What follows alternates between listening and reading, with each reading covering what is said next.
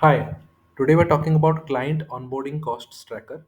So, if you see this template, this is particularly helpful for client onboarding expenses, whatever you are having in your business. So, as you can see, we've got the client name, the project detail, onboarding activity, the responsible team member, the expense amount, the date, who is approving this, and if it is reimbursable, and the status.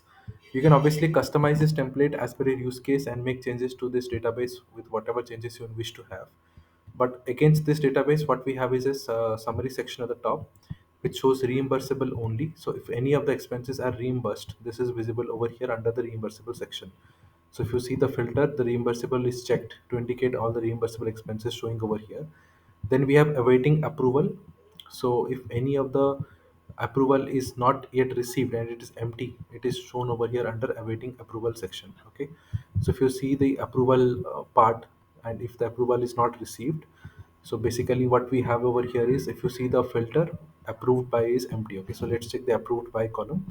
So approved by is showing over here, right? So that means the approvals have been given. If had it been empty, so let's say if I delete this and remove all these things, and approval has not been received, you can see it is now showing that this requires approval of any other person. Okay, then we have a team responsibility. So as per this, what we can see is the responsible team member who is handling the particular client as shown over here. So it has been grouped as per the responsible team member, and for each of these you can see the client name, the total expense amount, and who is the person who is being approving this project.